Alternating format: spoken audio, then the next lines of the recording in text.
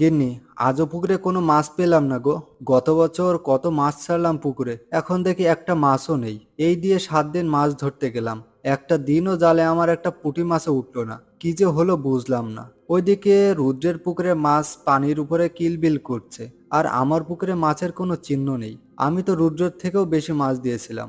আদৌ কেউ আমার পুকুরে কোনো মাছ আছে? উপরওয়ালাই এটা ভালো জানে মনে হয়। আছে আছে, মাছগুলো তো আর ডানা নেই যে পুকুর থেকে উড়ে উধাও হয়ে যাবে।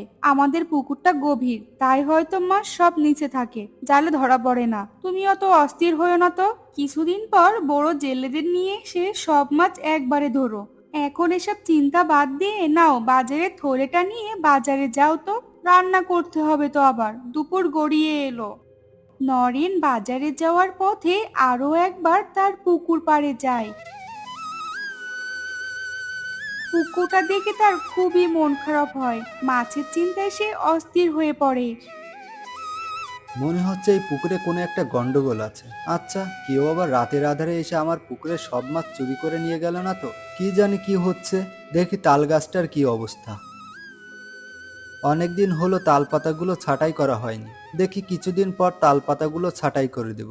কিছু তালও হয়েছে দেখছি। পাতা ছাঁটাই করার সময় একেবারে পেড়ে নিব। যাই, বাজারের দিকে যাই এখন।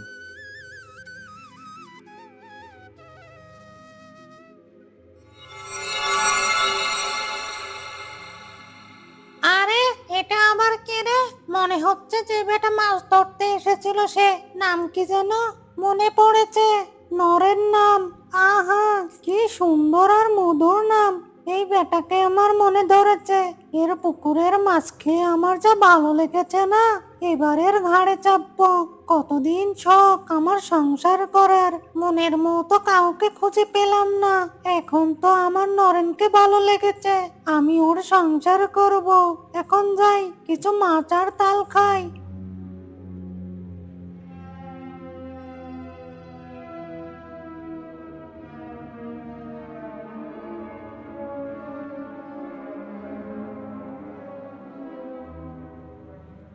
দাও তো গিন্নি, দ্রুত খেতে দাও। খেয়ে আবার পুকুর পাড়ে যেতে হবে। পুকুর পাড়ে কিছু গাছপালা বেড়েছে, সেগুলো পরিষ্কার করতে হবে। সামনের সপ্তাহে জেলেদের নিয়ে আসব।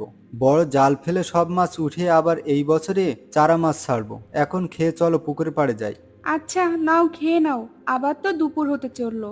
বাড়ি এসে তো আবার রান্না করতে হবে। ছাগলের জন্য কিছু ঘাসও নিয়ে আসবো পুকুর পাড় থেকে।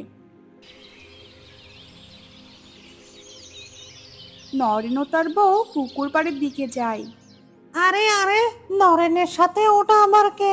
বিষয়টা তো দেখতে হচ্ছে। ও, ওটা তাহলে নরেনের বউ।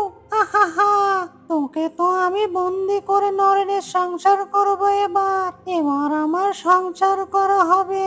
হি হি হি। আমাদের তাল গাছটার অবস্থা তো দেখছি খুবই খারাপ। শুকনো মরা পাতায় গাছ ভরে গেছে। এবার তো দেখি একটা তালও ধরেনি। গাছের পাতা কাটার দ্রুত ব্যবস্থা করো। কি বলছে এসব? কেন, গাছে তো দেখো তাল ধরেছে। আমি দুদিন আগেও তো তাল দেখে গেলাম। ভালো করে দেখো গিন্নি, তাল আছে গাছে। গাছে কোনো তাল নেই। আমি ভালো করে দেখেই তোমাকে বলছি। তুমি হয়তো ভুল দেখেছো। আরে তাই তো। আমি আরো ভাবলাম তাল পাতা কাটার সময় একেবারে তালগুলো পেড়ে নেব। 2 দিনে তাল উধাও হয়ে গিয়েছে। আমার মনে হচ্ছে চোর সব নিয়ে চলে যাচ্ছে। কি জানি কি হচ্ছে। আমার আর এসব একটুও ভালো লাগছে না। আমরা তো কারোর কোনো ক্ষতি করিনি, তাহলে কেন আমাদের সাথে এমন হচ্ছে? আমিও কিছু বুঝতে পারছি না গিন্নি। দেখি জেলেদের নিয়ে এসে পুকুর থেকে মাছগুলো তুলে নিতে হবে। মাছ আছে কি সেটাও তো বুঝতে পারছি না। জেলেগুলো নিয়ে আসলে তো আবার খরচারও ব্যাপার আছে। তাই দেখো, এখন চলো দ্রুত কাজ সেরে বাড়ির দিকে যাই। ছাগলের খাবার দিতে হবে বাড়ি গিয়ে আবার। নরেন ও তার বউ পান্না বাড়িতে চলে যায়। তার বউ বাড়ি গিয়ে রান্না বান্না করার পর তাদের ছাগলটা খুঁজে পায় না। আমাদের ছাগলটা কোথায় গেল? দেখি পুকুর পাড়ের দিকে গেল কিনা। নরেনের বউ পান্না ছাগল খুঁজতে খুঁজতে পুকুর পাড়ে গেল। এই তো ছাগল পেলাম, কিন্তু এই দুপুরবেলা পুকুর থেকে পানির শব্দ আসছে কেন? এই পুকুরে তো কেউ গোসল করে না। তাহলে কি কেউ মাছ চুরি করছে? দেখি তো। নরেনের বউ পান্না পুকুরে যা দেখলো তা দেখে তো তার মাথা ঘুরে গেল। এ কি দেখছি আমি? ও বাবা গো, এ তো দেখি শাকচুন্নি। আমাদের পুকুরের মাছ তাহলে এতদিন ধরে এই খাচ্ছে। কিরে নরেনের বউ, পালিয়ে যাবি কোথায়? আমি তোদের পুকুরে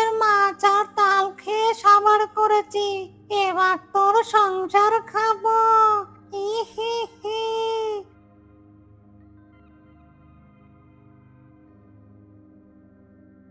নরেনের পাশে শুধু আমাকেই মানায়। আজ থেকে এই তাল গাছে তুই বন্দি থাকবি, আর আমি তোর রূপ ধরে সংসার করব। হি হি হি। এখন থাক তুই এই তালে গাছে বন্দি। মাছ ফুরালো, তাল ফুরালো, খাবো আমি কি? বাঁচি এবার খাবো নরেনের বাড়ির কর্মা পোলাও ঘি। হি হি হি হি। আগে ছাগলটা খেয়ে নি। এবার যাই, নরেনের বাড়ির দিকে যাই। পেতনি নরেনের বউয়ের রূপ ধরে নরেনের বাড়ি যায়। গিন্নি কোথায় গেলে? পুকুর পাড় থেকে ছাগল আনতে তো এত দেরি লাগে না? দাও, দ্রুত আমাকে কিছু ভাত দাও। আর বলো না, ছাগলটা খুঁজে পাচ্ছি না, কোথায় যে গেল। নাও তুমি ভাত খেয়ে নাও, আমি আবার একটু পরে ছাগল খুঁজতে যাব। ও হ্যাঁ গিন্নি, পরশু পুকুরের মাছ ধরতে কিন্তু জেলেরা আসবে। অনেক কাজ বুঝলে, কাজ করার আগে মনটা একটু ভালো মন্দ খেতে চাচ্ছে। তুমি আমার জন্য একটু ঝাল ঝাল মুরগির মাংস রান্না করো তো। রাতে ভাত আর ঝাল ঝাল মুরগির মাংস খাবো। এখন আমি যাই, বাজারে একটু কাজ আছে। আচ্ছা তাই যাও। আরে আরে, কি বড় বড় মুরগি!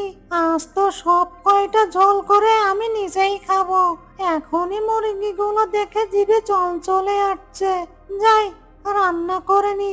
পেতনি সব কয়টা মুরগি ধরে ঘাড় মটকে দেয়। টাটকা মুরগি দেখে সে তো লোভ সামলাতে পারে না, সে কিছু মুরগি কাঁচা গিলে খেয়ে ফেলে। যাই, মুরগির ঝোলটা এবার রেখে আসি। রাত তো অনেক হলো, ভালোই আজ পেটটা ভরেছে। এতদিন ওই পুকুরের মাছ খেয়ে আমার মুখটা নষ্ট হয়ে গিয়েছে, আজ একটু ভালো লাগছে। এভাবে খেতে পারলে আমার শরীর স্বাস্থ্যটাও একটু মোটা হবে। কই গো গিন্নি, এই অবেলায় তুমি শুয়ে আছো কেন? শরীরটা কি খুব খারাপ লাগছে? কোনো দিনও তো তোমার এই সময় শুয়ে থাকতে দেখি না। আসলে শরীরটা একটু ম্যাজনাস করছে, একটু পরেই হয়তো ঠিক হয়ে যাবে। তুমি এসব বাদ দাও, আসো ভাত খেয়ে নাও। তাহলে দাও, আমাকে দ্রুত কিছু ভাত খেতে দিয়ে তুমি ঘুমিয়ে পড়ো। এ কি গিন্নি, তুমি এতগুলো মুরগি রান্না করেছো কেন? এত মুরগি খাবে কে? আর একই ঝাল দিয়েছো, ঝালের জন্য তো খাবারে মুখে দেওয়া যাচ্ছে না। কি রান্না করেছো কি এসব? কেন, তুমিই তো খেতে চেয়েছিলে মুরগির ঝাল ঝাল বোনা, তাই আমি আরো ঝাল বেশি দিয়ে রেঁধেছি। তাই বলে এত মুরগি আর এত ঝাল দিবে? কি হয়েছে গিন্নি তোমার, বলো তো খুলে আমাকে। কিছুই হয়নি আমার, তোমাকে আমি এবার কালকে ভালো করে মুরগি রান্না করে খাওয়াবো। এখন তুমি রাগ করো না দয়া করে। থাক গিন্নি, তা আর তোমার করা লাগবে না, আমার মুরগি খাওয়ার স্বাদ মিটে গেছে। এভাবে কিছুদিন চলতে থাকে। নরেনের বউ সে যে পেতনি একে একে নরেনের বাড়ির সব খাদ্য খাবার খেয়ে ফেলে। বিষয়টি দেখে নরেনের মনে সন্দেহ জাগে। গিন্নি যেন কেমন পাল্টে গিয়েছে, ঠিকঠাক খাবার দেয় না, ভালো রান্না করে না, আবার রাতে ঘুমালে পাশ থেকে উঠে কোথায় যেন আবার যায়। বিষয়টা আমার কাছে তো ভালো লাগছে না। আজ আমাকে এই রহস্য বের করতেই হবে।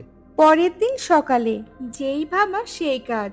নরেন বাজারে যাওয়ার নাম করে বউয়ের কাছ থেকে বিদায় নেয়। আর সে বাজারে না গিয়ে লুকিয়ে লুকিয়ে দেখে তার বউ কি করছে। দেখ, এই নরেনটা বাজারে গিয়েছে, সারাদিন গিন্নি গিন্নি করে আমার মাথাটা খেয়ে ফেলে। এই সুযোগে ওদের কচি ছাগলটা আমি খেয়ে নি। খোদায় আমার যে পেট চোচো করছে। নরেনের বউরূপী শাকচুন্নির আস্ত ছাগল খেতে দেখে তার চোখ তো কপালে উঠে যায়। এ কি দেখছি আমি, এ তো আমার গিন্নি না, এ তো শাকচুন্নি। তাহলে আমার গিন্নি কোথায়? এখনই আমাকে তান্ত্রিক বাবার কাছে যেতে হবে। নরেন তান্ত্রিকের কাছে গিয়ে সব বলে আর তান্ত্রিককে সে বাড়ি নিয়ে আসে। এ কি, কাকে এনেছো তুমি আমার বাড়িতে? একে কি করতে এনেছো তুমি? এই বুড়ো তান্ত্রিক, যা এখনই আমার বাড়ি থেকে চলে যা বলছি। চুপ কর তুই বেয়াদব শাকচুন্নি, তোকে আমি ভালোভাবেই চিনি। চু মন্তর চু। উরি বাবারে, উরি বাবারে, উরি বাবারে!